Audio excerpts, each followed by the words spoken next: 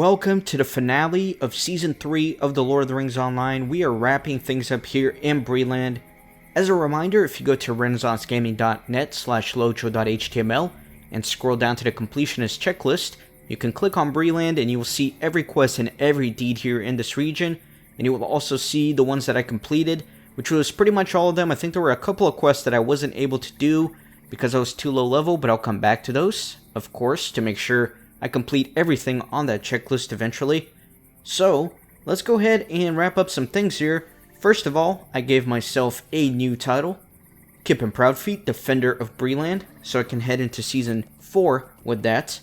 I'm also going to be going in with a new pony. I'm going to be going in with the Prize Liver Chestnut pony, which is actually the reputation pony for Bree-land. As far as gear, I usually like to craft a new set of gear for each season, but I'm not going to lie, been a little bit lazy. I didn't feel like crafting this time around, so I just went on the auction house and bought a few things. Spent a bunch of gold on some of this jewelry, which isn't even that high of a level. I'm already level 26, and this is all level 20. But whatever, I don't care too much about that. Also, a majority of my items are going to be from the Matham Hunter set, which you get by opening those little daily silver and gold things. So I have several of those. These weapons I bought at the auction house. Again, they're not the best. They're level 20, but whatever.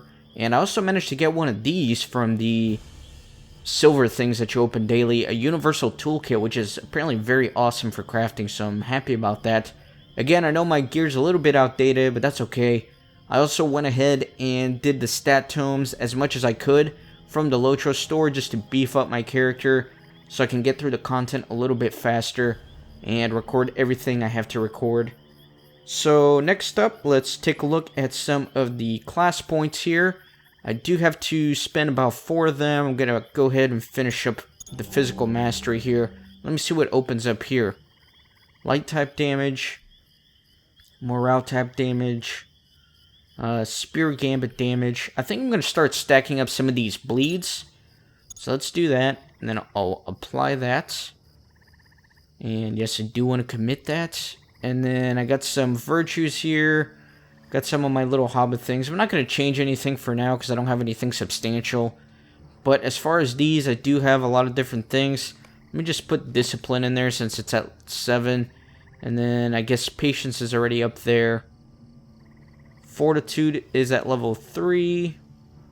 And then I have valor at 5. I'll put valor up in here. Again, doesn't matter too much right now, but I just want to make sure I have everything equipped. So, that's that. So I think now we can start talking about some of the deeds here in Bree-land. I'm going to show you how to do all the deeds here. So going to Bree-land, I can show you all the completed one. There are multiple deeds here. Of course, Explorer of Bree-land to do a bunch of Explorer type tasks, which I will show you momentarily. Got the Flowers of the Old Forest. That all plays into the Explorer. The Lore of the Cardolan I'll go over. And then, of course, we're going to have the Bree-land Adventurer, which is a matter of doing quests here in Bree. And then you got all the Slayer deeds. Barghest, Woodsman, Brigands, Spiders. There's some interesting ones over in the Barrows, including Gravedigger and Broodhunter. Got Neekerbreeker-slayer, Harvest-fly Slayer, Orc-slayer, bunch of stuff. So I'll definitely be going over all of those, beginning with the Explorer deeds. So let's get right into those. The first exploration deed here is called the Barrow-downs. Barrow-downs are southwest of Bree, and for many generations, the Dúnedain of Cardolan buried their dead within the downs until a great plague destroyed the last vestiges of Cardolan, and the spirits from Angmar claimed the Barrows. Not only the most brave and most foolhardy dare venture therein. The first objective here is the Northern Barrows. The path from the Great East Road into the Barrow-downs passes through the white-haunted Northern Barrows. Next is the Dead Spire. This stone pillar stands amidst the Barrows, pointing skyward like a warning finger. Even in the heart of day, the stone of the Dead Spire is cold and casts no shadow.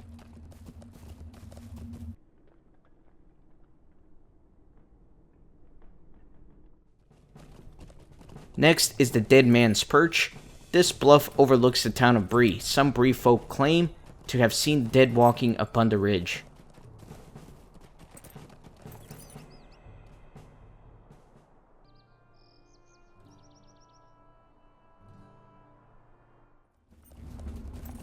Next is the Great Barrow. Othrongroth, the Great Barrow, is the oldest and deepest of the ancient barrows of the Edain, the first builders of the barrows.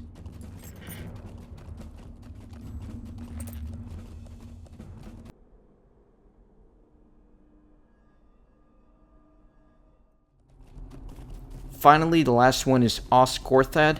Now fallen into decay, Osgorthad once stood proudly as the last bastion of the Dúnedain of Cardolan against the ravages of Angmar.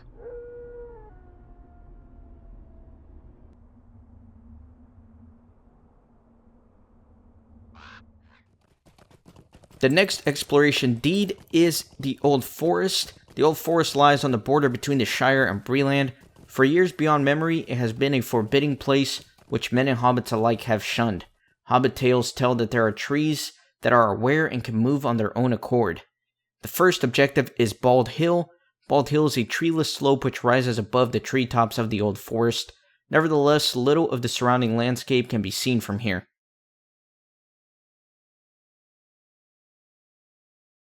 Next is the Weaver's Den. Tucked away in a dark corner of the Old Forest, this is the lair of an evil brood of monstrous spiders.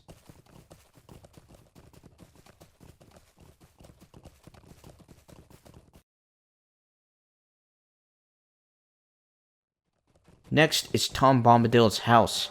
This is a lodging of the strange and powerful Tom Bombadil and his wife, the River Daughter Goldberry.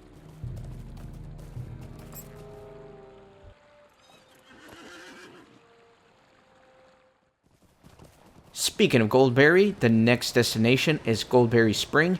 This pond is favored for its beauty by the River Daughter Goldberry, wife of the enigmatic Tom Bombadil.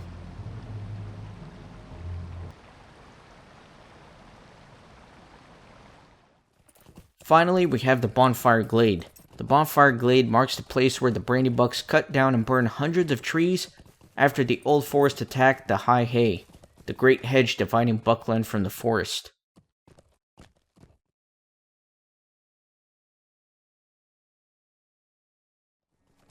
The next exploration deed is the Ruins of Breeland. The ruins of Old Arnor are scattered all across Breeland, and they remain as a constant reminder of the ancient glories of the North Kingdom, and of the evil that destroyed it. The first objective is Brown's Folly. Little lore remains from the days of the North Kingdom, but it is said that these ruins are all that remain of a Cardolan lord's failed attempt to hold back the wrath of Angmar.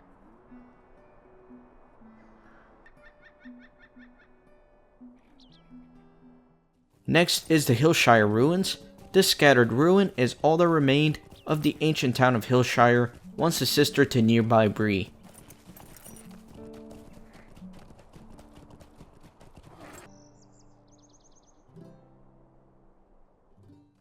Next is the Old Greenway Fort. In the days of the Kingdom of Arnor, the Old Greenway Fort stood guard over the once busy road leading to Fornost Irain. Now it is a little more than a ruined monument to a ruined kingdom.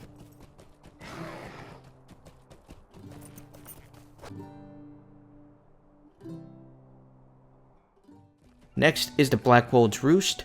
Once an abode of the men of Arnor, these ruins now house an unruly mob of outlaws calling themselves the Blackwolds.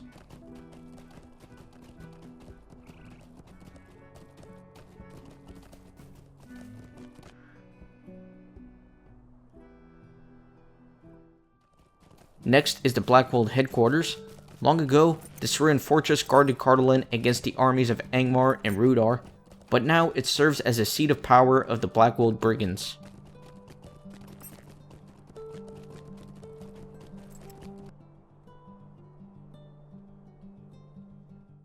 Next up is the Wood's Edge Ruins. These ancient ruins stand at the edge of the Midgewater Marshes and the Chetwood, a meager remnant of a long-forgotten age.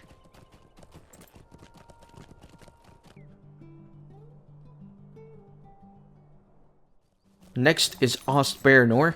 These ruins mark the place where yet another tower of the North Kingdom once stood, now faded into memory.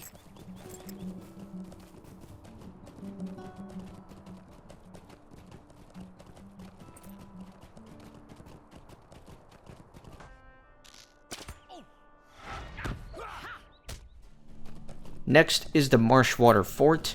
This spider-infested ruin lies at the center of the Midgewater Marshes. It is rumored that a wandering ranger frequents this ancient fortress.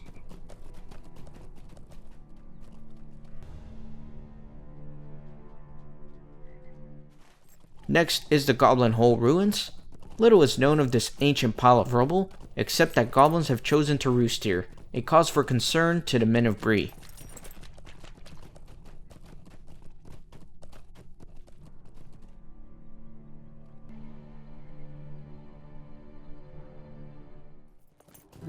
Finally, the last one is the Southgard Ruins.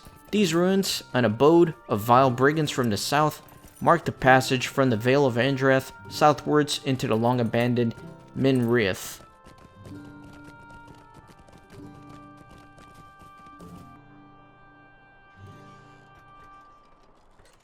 The next exploration deed is the Flowers of the Old Forest, and if you actually talk to Goldberry, she gives you a little bit of a background. Greetings, Kippen. You have seen an unusual breed of flower that grows within the depths of the Old Forest. Their origins are most unusual. As the old tale goes, 8 Entwives came into this forest from a distant south many years ago and took shelter here beneath the boughs of the Old Forest. But darkness was everywhere in the lands in those times, and Tom thought it wise that the sisters should pass into the heart of the forest where no evil might reach. The flowers I speak of mark the places where each of the Entwives disappeared into the weaves of the forest, and it is possible to understand their nature in those places. Only Tom knows when or if they will ever awaken from their slumber, and he will not even tell me.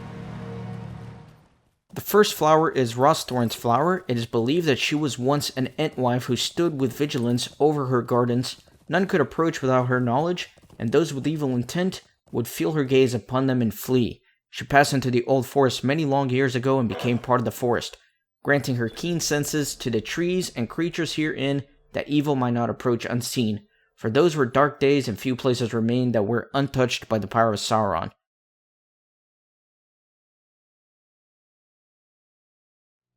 Next is Neldorla's flower. It was she who was foremost in the arts of nurturing the young, that they might achieve their potential and fullness in time.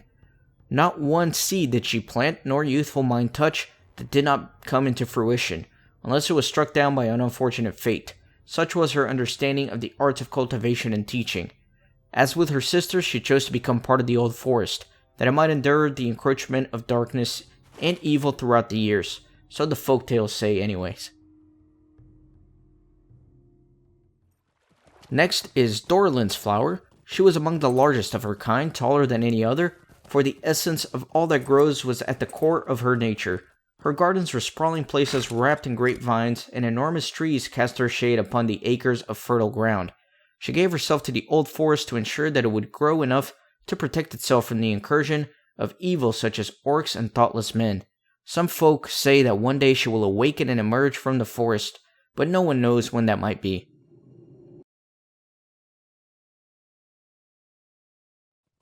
Next is Cordofona's flower. Among her kin, she is held most dear her affection for all living things. It was this affection that she lent to the Old Forest when she passed into its depths long ago, that all manner of living things might find shelter within its bounds. The flower we have found marks the place where she entered the forest, and she has not been seen since. Alas, the Old Forest has oft been harmed by men, or intruded upon by darker powers, and so it is said that her heart lies muted, and she sleeps more deeply than her sisters. Perhaps she is waiting for the day when this world might become a place of lighter moods, and the love of life is not so easily betrayed by axe or fire.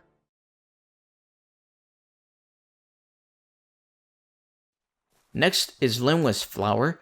She was believed to be an Entwife known for her unquenchable passions. She could love as no other, but fury and despair were also her constant companions. Amongst her sisters, she was the first to give herself to the forest, swept by her own emotions to ensure its survival during the trials of those dark years. Her presence is strongly felt in these woods still. It is for fear of Lenwith's tempestuous anger that folk walk with care in the Old Forest, for many believe that if her heart turns against you, it is unlikely that you will ever emerge from it again.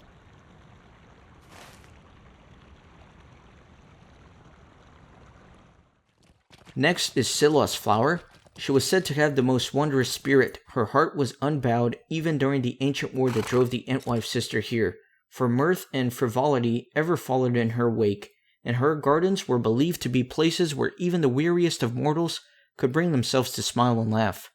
Among the elves she was particularly beloved, and for those who remembered her, they feared they may never again hear the sound of her laughter beneath the boughs of the ancient trees.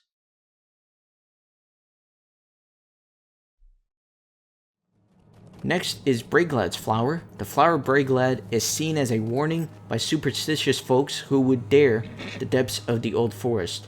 She was an Entwife unusual amongst her sisters, for she was wild and a capricious being. Her gardens were populated by untamed beasts, and even the most delicate flowers within them were adorned with sharp thorns. Braeglad rarely spoke with mortals, preferring the wild places of the forest, and in time she gave herself to the forest to protect it from the dark powers. There are those who say her spirit is strongest when aroused by wild and dangerous times such as these. Finally, Mary Lilith's flower.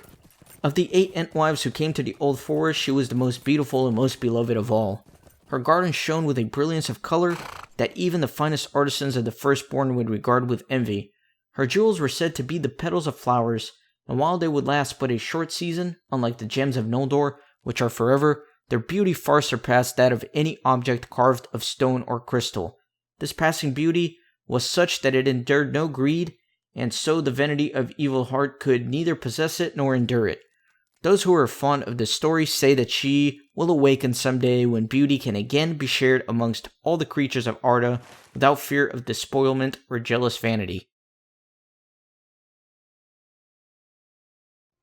The next exploration deed is the history of the Dúnedain, beginning here with the Dúnedain statue. The worn but noble visage engraved on the statue you discovered belongs to Eärnarth, the first chieftain of the Dúnedain after the fall of Arthedain.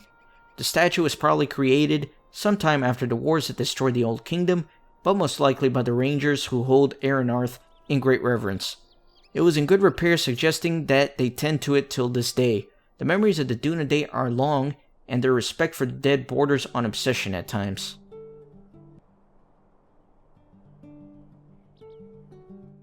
Next is the ancient inscription. The runes you found seem to be very old indeed, and in the style of ancient Arnorian script that few would readily recognize these days.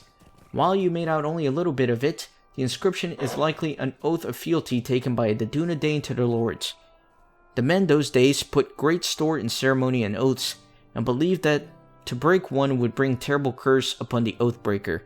Few men put much store in ritual and ceremony these days, save for the Rangers of the North, who are rumored to have descended from these very Dúnedain who once ruled Arnor. Perhaps they are the ones who have protected the inscription from wear of time.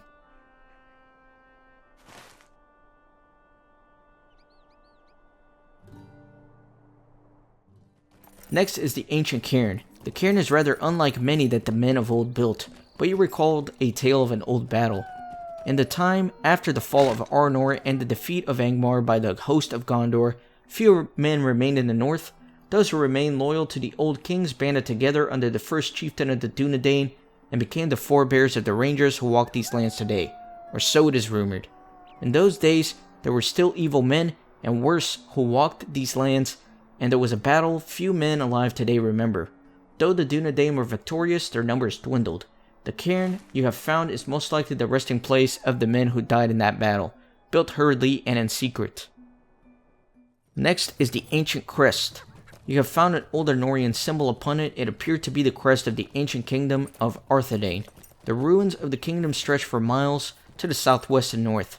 Bree town itself was built upon the crossroads between Arthedain and the sister kingdom of Cardolan to the east. Once they were all one great kingdom stretching all across the north, but the folly of men first sundered them, then set them against each other until one after another they fell over the long years of the Third Age. There are some folk who still remember the tales of Arthedain, but you suspect that the crest may be of particular importance to the Rangers, for it is said that they are descended from that bloodline.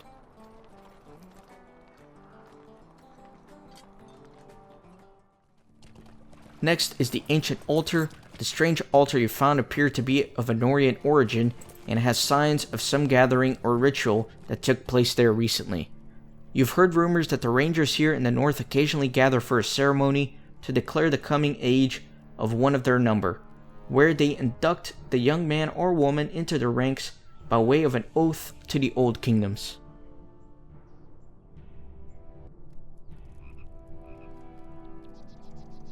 Finally, there's the ancient obelisk. You found an ancient obelisk among the Arnorian ruins, seemingly newer than the ruins themselves, with the names of many men carved upon it. Your only guess is that it must be some sort of memorial. The design and style of the names you saw there suggest that it was built by the Dúnedain, and given their reverence for their ancestor, there is every reason to believe that it may be a memorial to their fallen. Some of the names seem to have been added recently, suggesting that the Rangers somehow involved.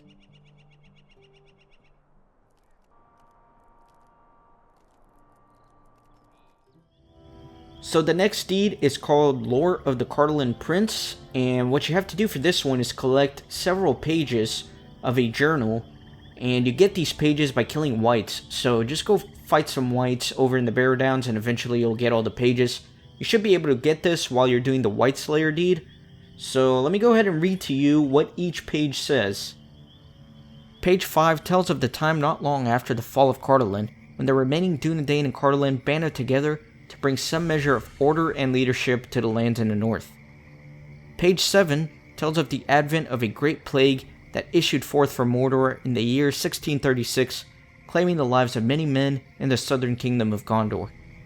Page 15 tells of the coming of a dark plague from the south some years after the fall of Cardolan. Many of the Dúnedain who remained in Cardolan were slain or weakened by its evil.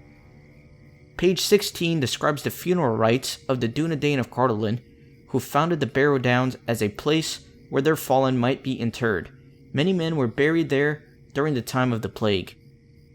Page 22 tells of an attack upon a funeral procession within the Barrow-downs by dead spirits that crept there out of Angmar.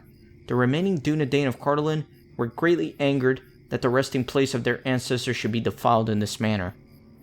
Finally, page 28 tells of the gathering of the remaining Dúnedain of Cardolan to drive out the wights out of the Barrow-downs and restore the sanctity of their ancestors' burial grounds.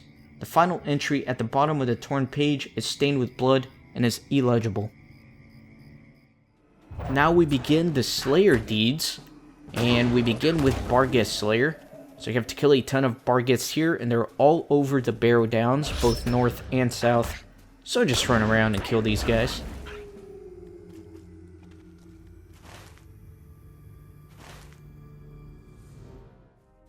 Next up is the Bree-land Woodsman, and in order to complete this deed, you have to kill a certain number of trees in the Old Forest. Not that bad of a deed. I prefer to do this in the Angerwood, since there seems to be a good concentration of trees there, but there's also a bunch of other spots in the Old Forest. Next is the Brigand-slayer. Again, there's like 30 different places you can do this at, but I prefer to do it here in Chetwood, because these guys are super low level in this region, so you can literally just run around one-shotting these guys and very quickly complete the deed.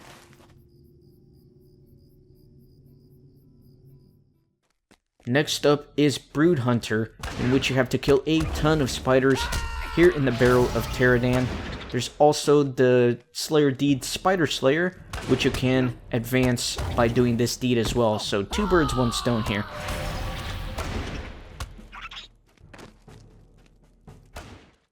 Next up is a deed called Gravedigger, in which you have to kill barrow wardens in Hod Iorkith, which is where I am right now. Again, there's also a Wight-slayer deed in Bree-land, so 2 birds, 1 stone again over here. Next up is the Neekerbreeker-slayer, so you can do this in several different spots. I prefer to do it here at the Midgewater Swamp. Also kill any greater sickle-flies you might come across for another deed, but this is the best place to do it at, in my opinion. You can also do it at Andreth. Next up is a deed called Nemesis of the Fallen, in which you have to kill a bunch of barrow spirits here in Hod Iorkith. It's good to pair this up with the Gravedigger deed, because you can kill the barrow wardens and the spirits in the same place.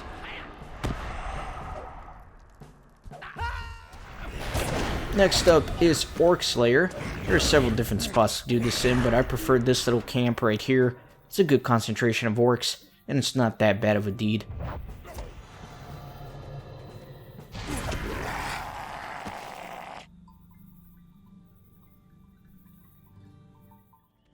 Finally, there is the Greater Sickle-fly deed. It can be kind of difficult to find a good concentration of sickle-flies here in the Midgewater Swamp, but I find that they tend to congregate towards the eastern side of the swamp, so spend your efforts there. The final deed in Bree-land is Executioner of the Wicked. Among the rotting horrors of the Barrow-downs, a gathering of corrupt and evil creatures holds sway over a black court. You must find and slay each of these evil abominations if there is to be any hope of wresting the grip of darkness from this once hallowed place. It begins with Brishel in the Barrow of Hod-Nogbin. Brishel the Barghest is a creature known for its dreadful cunning and hunger for the flesh of any living creature.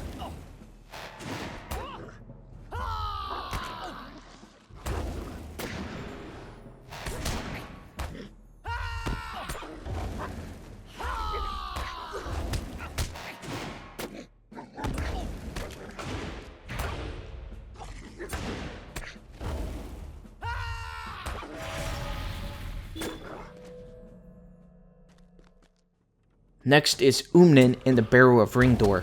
Umnin is a fell spirit who dwells deep within the Barrow of Ringdor, poisoning the very air and water around him as he wanders through its dark corridors.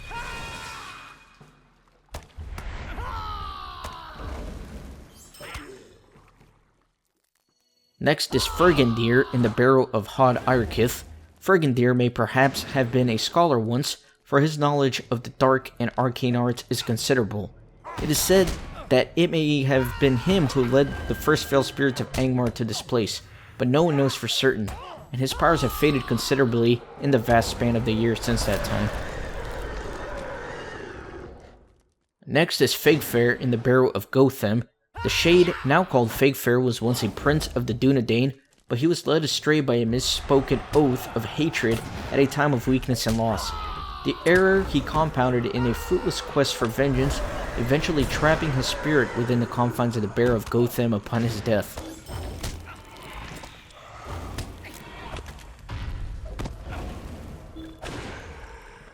Next is Marrow in the Barrow of Hod-Methernil. The Kurgrim Marrow has been drawn to the darkness and evil lurking within Hod-Methernil, where he preys upon the dead as willingly as he does upon the living who dare to tread within. Finally is Gwygon in the Barrow of Teradan. No one can say from what evil brood Gwygon hatched, nor when this evil thing came to the Barrow of Teradan, but her brood now scuttles silently through the myriad halls, searching for any scrap of life and sustenance upon which to feed. Finally, we have the Reputation faction here in Bree-land, so let's take a look at that. We have, of course, the Men of Bree, and I'm actually max standing with them, which is nice. So, the Men of Bree have stood as a bastion of commerce and stubborn strength in the north since nearly the beginning of the Third Age. Since the fall of Arnor, they kept a wary eye upon the cursed Barrow-downs, prepared to face the dark evil that slumbers there, waiting to awaken at its master's heed. So, once you get kindred with the Men of Bree, multiple things open up. In order to get reputation with them, you can do tasks here in Bree-land, you can do quests here, you can gather several items including barrow treasures and some other trinkets. So it's not that hard to get kindred here. You should be able to do it if you do all the deeds and quests here in Bree-land. But once you are kindred, a lot of cool things open up, so let me show you those. Tucked away in the corner of Beggar's Alley, you will find this lodge. And here you can trade a bunch of reputation items once you're kindred. Of note, you can get this skill here for 100 barrow treasures, which will give you a swift travel to Bree, so that's definitely worth getting once you do reach that kindred. So out here, there's really nothing else of interest, but once you go inside this hunting lodge, there's a few other cool things here. Of course, you have to be kindred to get in here. This guy right here has some pretty cool prizes. Nothing too exciting besides the this thing if you're the race of man, and also this prized pony here, which I got. so that's also worth getting. Besides that, nothing too exciting, I would say. But here's some of the items.